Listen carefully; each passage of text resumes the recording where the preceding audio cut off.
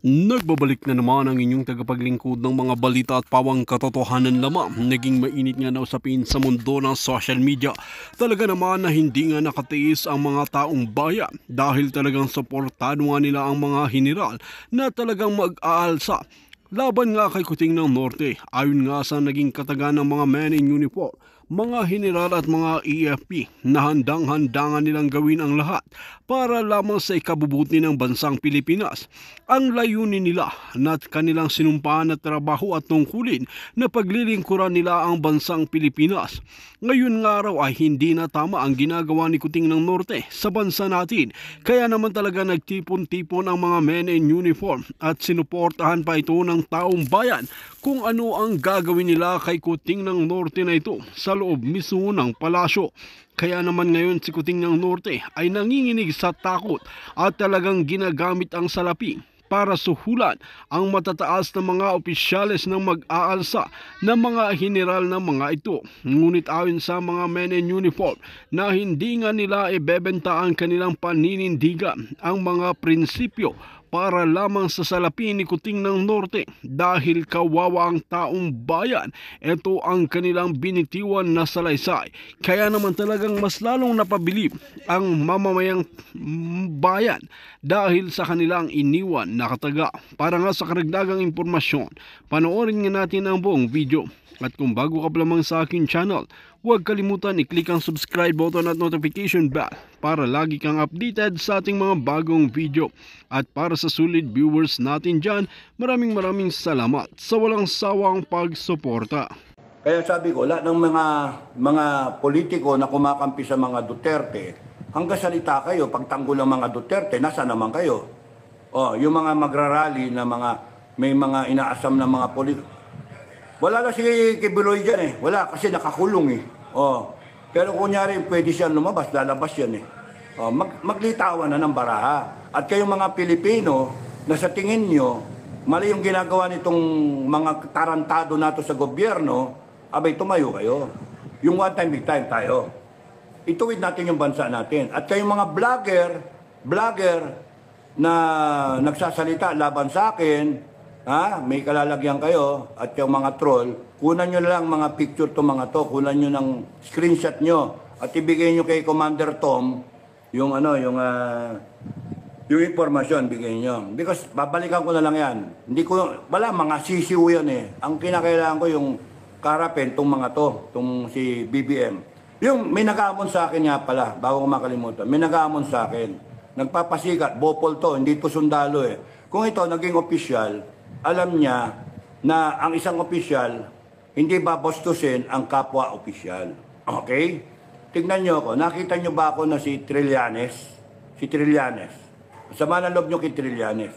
Nakita niyo pa na inupakan si Trillanes? Hindi. Sinasabi ko, may natitira pang tingin ko kahit hindi ako sang-ayon sa ginagawa ni Trillanes. Mali, palpak, ganun. Ano ka, sundalong kanin. Meron pa natitira sa iyo na kabaitan. Hanapin mo yun. Pagdasal na lang natin. At ano yan eh, may dahilan, no? Sa lahat. Harapin mo na lang. At ganun din yung ibang mga general. May mga mista ako, May mga lumalaban sa akin, traidor ako. Alam ko yun, maabot sa akin yung informasyon eh. Harapan tayo. Ngayon yung hahamunin nyo ko, anak ng putya naman kayo, tatapang ninyo. Ang may karapatan humamon sa akin si Bongbong Marcos. Yun yung kalibel ko. No? Bongbong Marcos. Kalibel ko yun. Ba't kita bababan? Pumila ka. Kung hahamunin nyo ko, pumila kayo. No? Ang may karapatan ngayon na tinatanggap ko, si Bongbong Marcos at saka si Tamba. Kayong dalawa muna. May pila may pila. At kung ikaw na naghahamon sa akin, pumila ka. Tatanggapin ko yung hamon mo. Magharapan tayo doon sa Congress.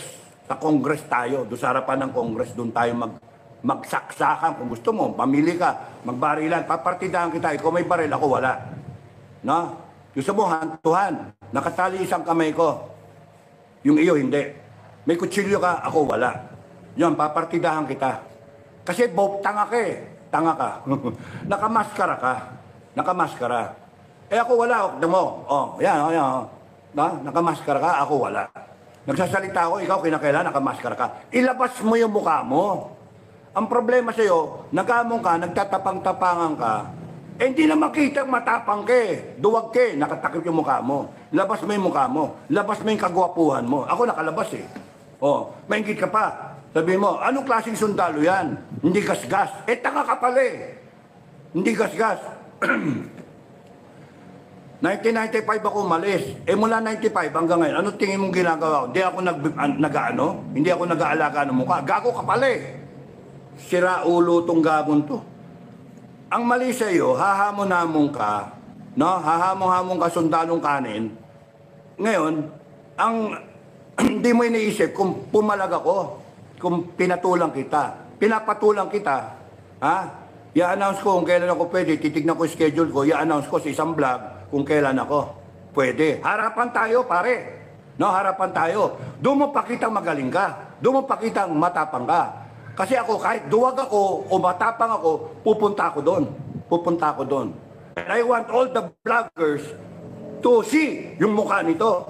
Pakita mo yung mukha mo, ha? Kasi ikaw, tanga ka. Wala ka pang pinapatay, alam ko. Wala ka pang pinapatay. Bakit? Kasi nagtatakip ka ng mukha eh. Wala kang tapang. Nagtatapang-tapang ka for the views. Tapos, gusto ko makita. Kasi depende sa gising ko yung araw na yon.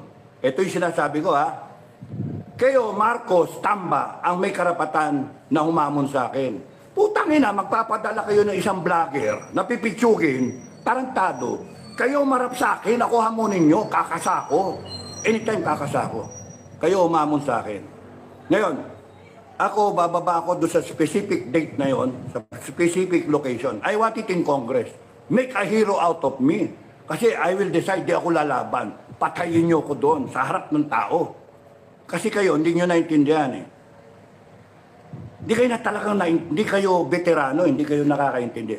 Ang isang NPA, patayin mo, papalitan ng 10. Ang isang Muslim, patayin mo, papalitan ng 10. Yun yung sad, hard reality sa bundok. No? Patayin mo ako, sa tingin mo, hindi ako papalitan ng 10. Sa tingin mo, hindi ako papalitan ng 7 milyon na FGF, 100 milyon na Pilipino. Pakita mo yung mukha mo. Para habang buhay, nagtatago ka, putang ina ka. Pakita mo yung mukha mo. Habang buhay ka, hahanapin ng mga taong bayan. Kasi kakampi ko taong bayan, gago. Pati asawa mo, pati anak mo madadamay sa ginagawa mong kabaliwan. Hindi mo alam yun kasi hindi ka pa pumapatay ng tao. Kaya nga, hahamon-hamon kayo. Gago. Hahamon-hamon kayo. Pumila ka. Pumila ka. Number 73 na ako. 73. May nakapila. 74, 75, 76. May 77. Lahat yan tutumba. Tutumba lahat yan. Pagka sa takdang oras at petsa na pinili ko. Kaya 73, 74, 75, 76, 77. Number 78 ka. Hindi. Meron pang dalawa na mauna sa'yo eh. Na? Tinatanggap ko yung hamon mo. Natanggap ko yung hamon mo. Tanggalin mo yung mukha mo, ha. Gusto ko full coverage tayo pagka naging kwento tayo. Harap-harapan tayo. Kita, full blown. Makita. Kasi tignan ko yung tapang mo. Na kaya mo yung anak mo, yung asawa mo, hahantingin kayong, lahat kayong pamilya mo habang buhay. You have 119 million Filipinos who will hunt you down. Alam mo, ganun-ganun lang maghamon ng tao. Tang-ina ka. Gago. Wala ka alam. Sasabihin mo ako, sundalong wala. Sasabihin mo ako, mag-o-order ng advance. And then, magre-retreat ako, yung sundalo ko mag-advance. Tanga! Tanungin mo lahat na sundalo ko. Nandiyan naman sila, buhay pa eh. Tanungin mo. Meron nga sa rally. At ngayon, yung mga sundalo ko, mga retirado na, may kanya-kanyang buhay na, retirado.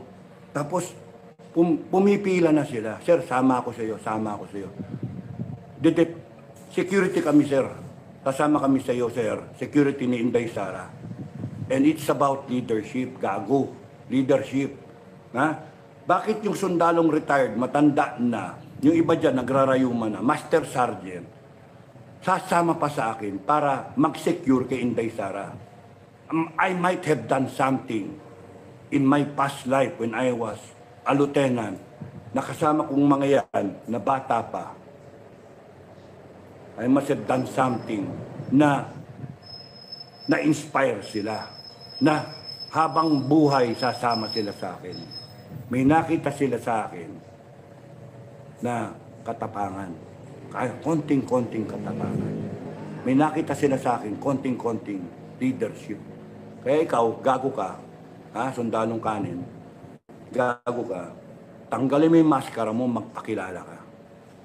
Magpakilala ka, no? And bababa ako ng Maynila at tinatanggap ko yung hamon mo, sasabihin ko yung petsa. Titignan ko lang yung schedule ko. BBM at itong si Tamba, no? At kung sino man yung putang inang congressman na nagpadala nitong gagong to, no? Bakit pa papadala pa kayo? Ako lang direksyon yung hamunin. Babackfire yan eh. Kita mo to. Walang alam yan eh. Papadala nyo. At kung magpapadala kayo ng riding in tandem, siguro din yung patay ako. Kasi pagka ako nakaiwas at nakuha ko ang gamit niyan, hindi ako nagdadalang baril ha, nakuha ko yung baril niyan because I know how, uuluhin ko talaga. Kaya kayong mga riding in tandem, mag-ingat kayo sa akin. Kasi hindi ko kayo bubuhayin. Siguro din yung patay ako. Kasi pag ako, nakuha ko kayo, babarilin ko, hindi kayo makauwi sa pamilya nyo. Hindi kayo makukuha ko yung ID nyo. Kaya wag kayong babanat na may ID. Tinuturuan ko na kayo, ha? Idadami ko yung mga pamilya nyo, mga hinayupa kayo. Kasi makagaya nyo, hindi na dapat mabuhay. Ngayon, kung magbabago na isip yung riding in tandem, sir, sabihin nyo sa akin, sir, pinapapatay kayo, sir, ni ganito. Ganun ba? O tera, kape muna tayo. Sabihin nyo sa akin, magkano binayad?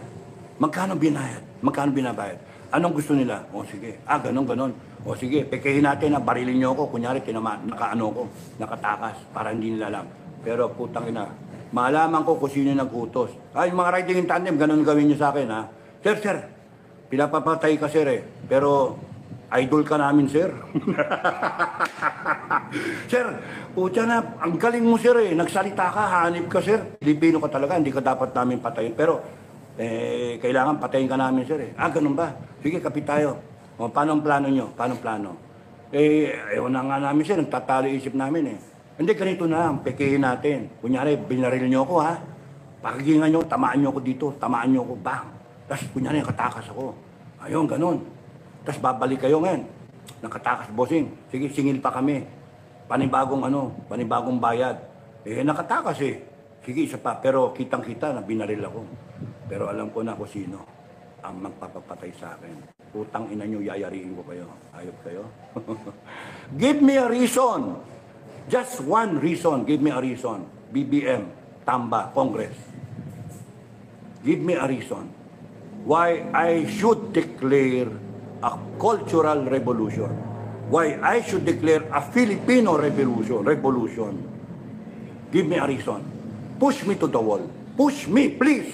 Push me to the wall. Traidorin nyo ako. Automatic, my order is Filipino Guerrilla Forces. Babaklas na yan. It will take over government. You see? Ganun ako ka-advance. Mga bopol kasi kayo. Mga bopol kayo. Give me a reason. You will round us up. May order na ako sa tropa ko. Patayin nyo lahat. Ubusin nyo lahat yan pagka ganon.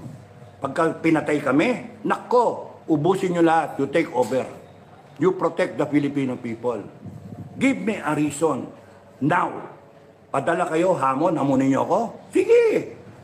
More. Padala nyo ako lawyer, padala nyo ako sa pina. Sige.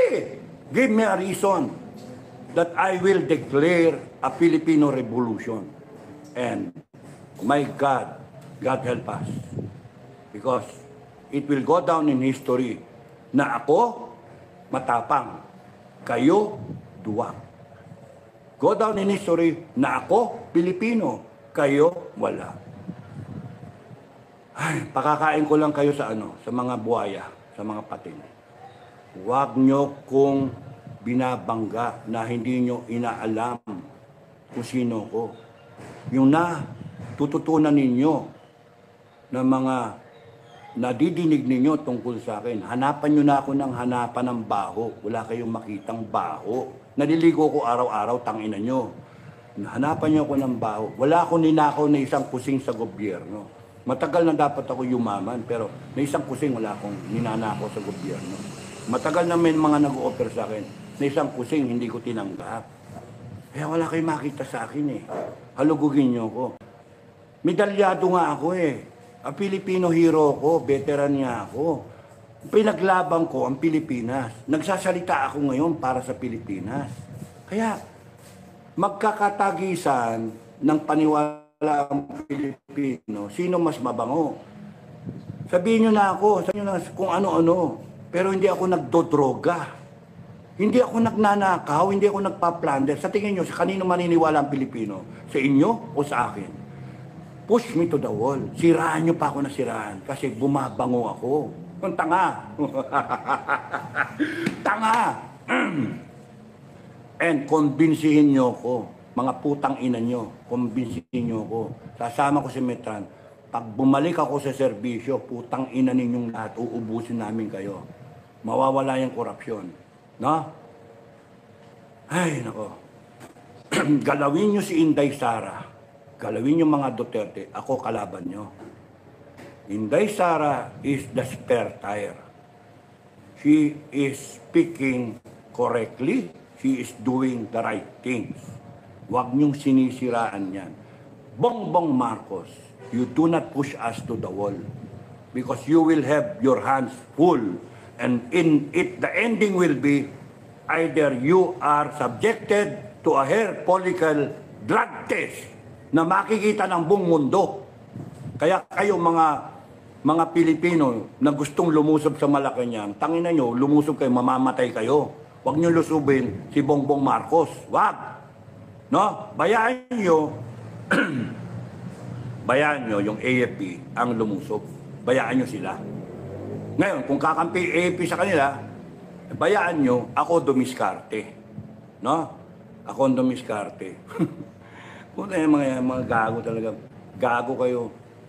Eh, ang problema ko, nabuhay ako eh. Ilang beses na ako dapat namatay. Eh, ibig sabihin, mabait ako sa langit. Binibendisyon ako ng langit. Kayong mga nag-aamon. No? BBM, Tamba, tignan ko nga, tumayo kayo sa ilalim ng buko. No? Susungkitin ko, yumuko kayong ganyan. Susungkitin ko, tignan ko, malalaglag yung ganyan kalaking buko. Na, yung buko salat, yung buko, sariwa. Tignan ko kung mabubuhay kayo. Bagsakan kayo dito. 30-footer na nyo. Gawin nyo. Coconut challenge. Na, tignan ko yung kokote ninyo. Mag-coconut challenge muna kayo. Tignan ko kung mabubuhay kayo. May karapatan kayong hamunin ako.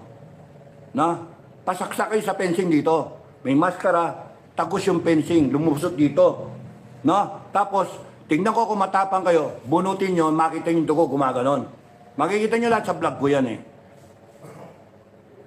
Tignan natin kung kaya nyong gawin yon. Tignan, sabihin nyo, duwag ako. Tignan natin, gawin nyo. Balaglaga kayo ng buko kung mabubuhay kayo. Kasi ang buhay natin, lahat, binibigay ng Diyos. Ang langit. Ilang beses na ako muntik ng mamatay, hindi ako namatay, matay. Subukan nyo, patayin nyo ako. Kalaban nyo langit. Tandaan nyo maigi yun, ha? Give me a reason why I will not fight back with the wrath of the Filipino people. Tandaan nyo yun. Na nananahimik ako, sisiraan nyo ako, papatayin nyo ako, tatakutin nyo ako. Oh my God, good luck to you. Kakampi ko langit, kakampi nyo demonyo. Eh, saan mga basang? Kaya na ba mananalo demonyo? Ha? Kaya, mag-isip-isip kayo. Magpakilala kayo. At kakasako. Akala nyo matatakot ako, gago. Eh, ang kusunado ko nga, sinasabi ko kay Metran, ano nga kaya, no? Kutsa nang maganda yan, tapos nung mamatay ako, hindi na ako lalaban. Pasaksak ako, o kaya pabaril ako, barilin niya ako. No, tanga na, ganda niya, hero ako. Lalabas ako sa history na putang bidang-bida, Pilipino, lumaban.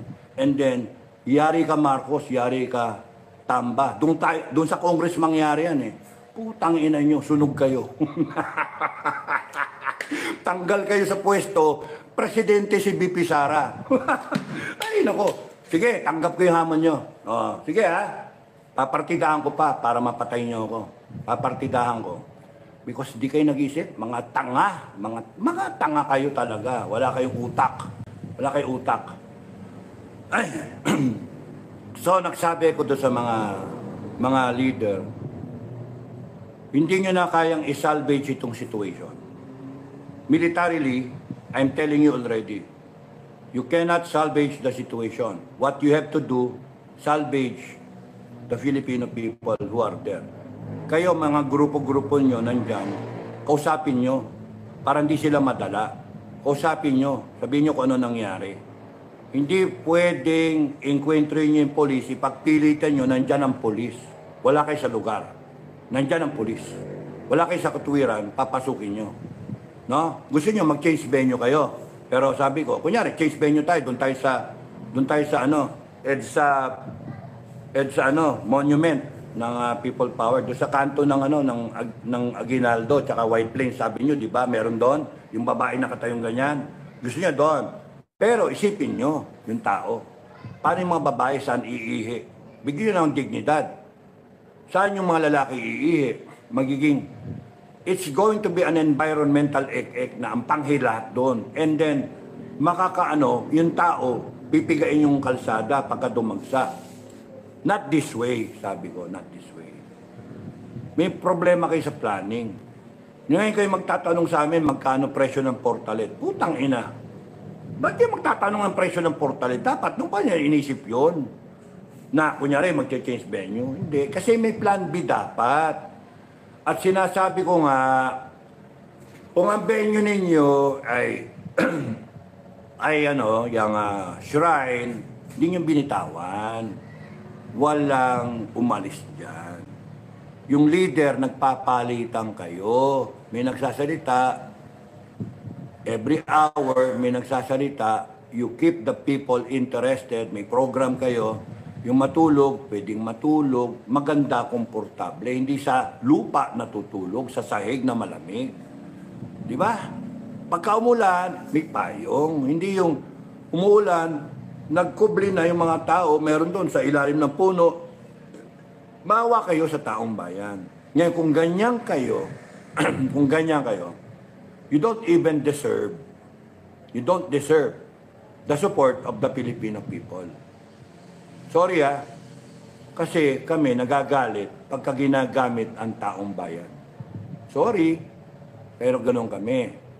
Ang sa amin, galit kami kay BBM, galit kami kay Tamba sa Congress, at nagagalit din kami pagka kunyaring gusto niyo mag-people power. Wala naman kayo. Wala naman kayong concern sa taong bayan. Hindi ako nagre-refer kay Inday Sara. You do not go out there, Inday Sara. Your life is in danger. Anyone can kill you. No? You only go out there when the people say it's safe to go out. That the Filipino people, marami na to protect you.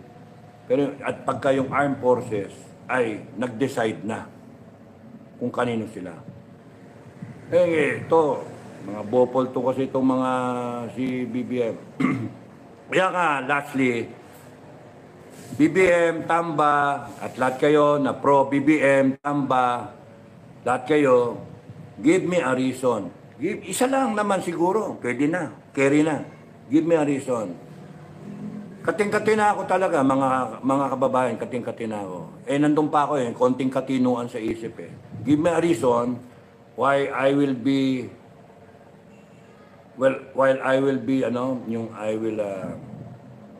think na iking ako kilala ng mga kasama ko Yung Dado na yan, lang yan civilian name ko yan. Dado, pan-6 lang naman yan, Dado na yan Yung iking is my Mel Gibson name, no? Lethal weapon name, iking, no?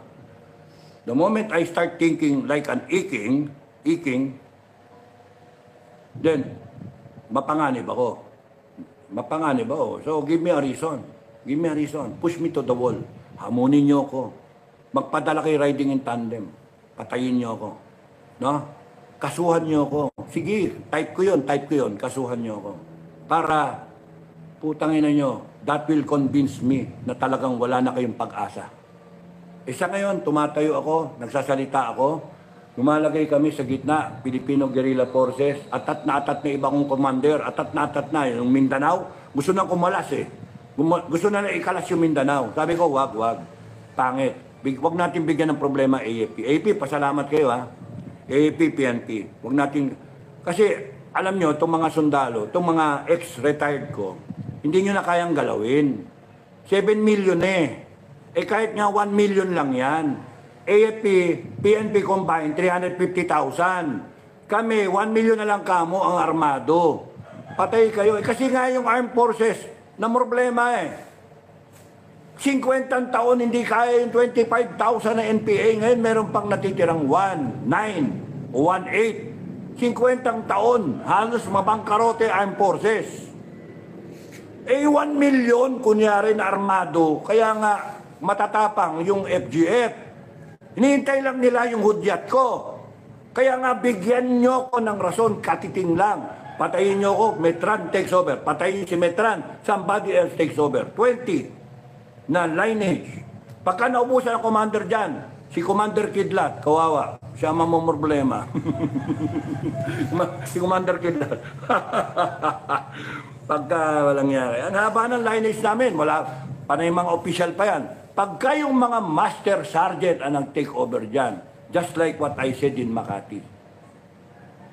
Nung sinabi nila, yung official sumurrender na, nagdabugan ng baril kasi pinatatanggal yung bala eh.